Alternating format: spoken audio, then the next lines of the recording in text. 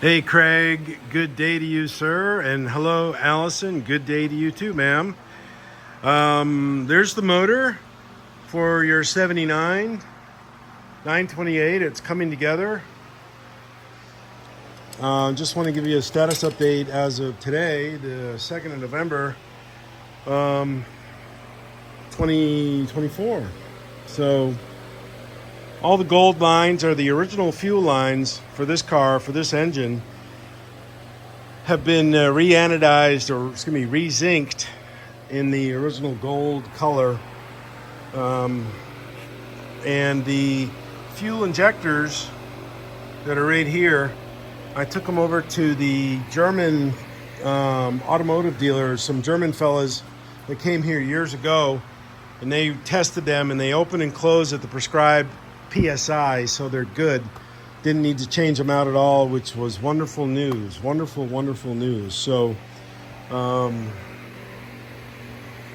timing belt is on, installed.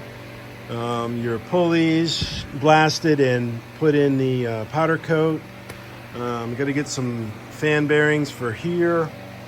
And let's just show you and talk about this gap in the middle. That's where the CIS block goes. And this is an old motor.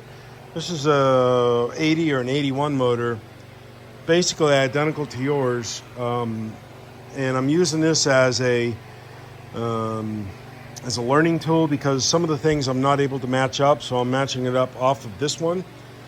And this right here is the CIS block, not yours. This came out of that one, but let's compare that to yours. This is yours right here, and then this is your bottom part right there, and then the top plenum. But there's a couple little things that we're just kind of curious about.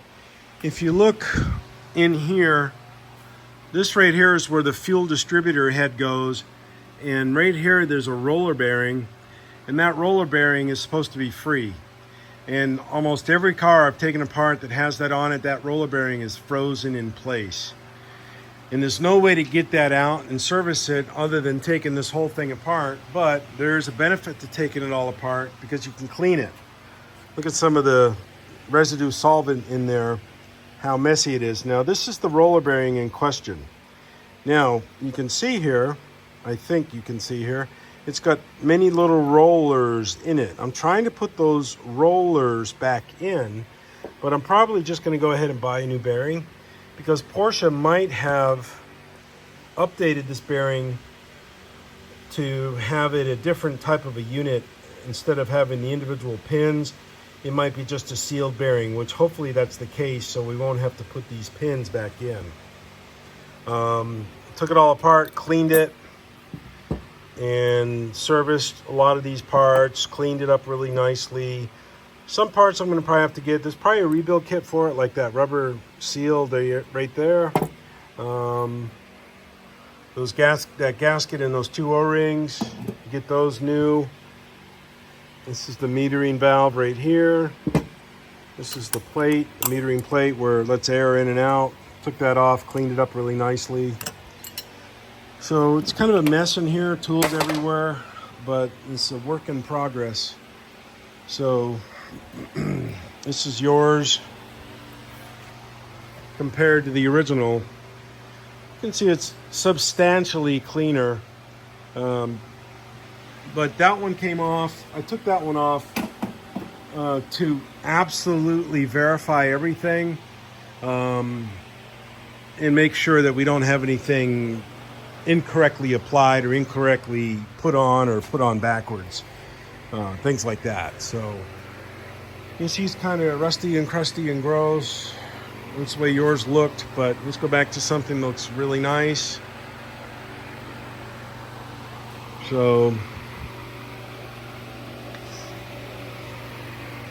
and then when I get the rest of this put together, you know, the CIS block on the inside, once it's set and put in place, then I'm going to hang the motor onto the driveline. But I want to show you something right now from,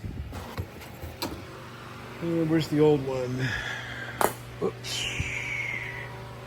Is it down there? I don't know what we did with it, but the fuel head distributor, I don't know where yours is, but I'm going to show you. This is the replacement one. See that U-shaped clamp right in the middle of that rod center screen? Yours was damaged. This was all bent up right here by my thumb, and that pin right there was rusty and it looked just really bad. And I'm trying to find the old one in here now to compare. We had it and we set it down somewhere, but I don't remember where we put it. But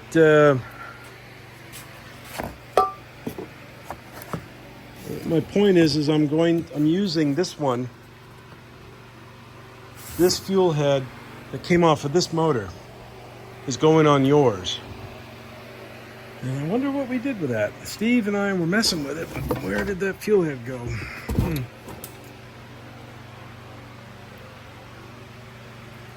Where did it go? Where, oh, where is my fuel head gone? Where, oh, where is it?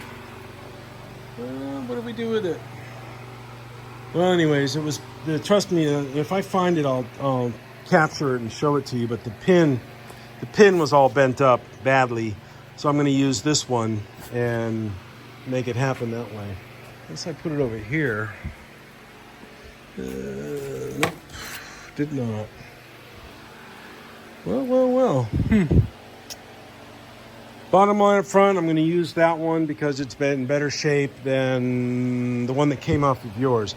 And because of that damage on that fuel head, that could be, I mean, it was physically bent. That could be a fundamental reason why your dad was unable to get this car to run well. And if that's the case, then it should be smooth sailing all the way out. I'm still looking for that fuel head because I do want to show you, where did it go? Watch, as soon as I stop the camera, I'll find it.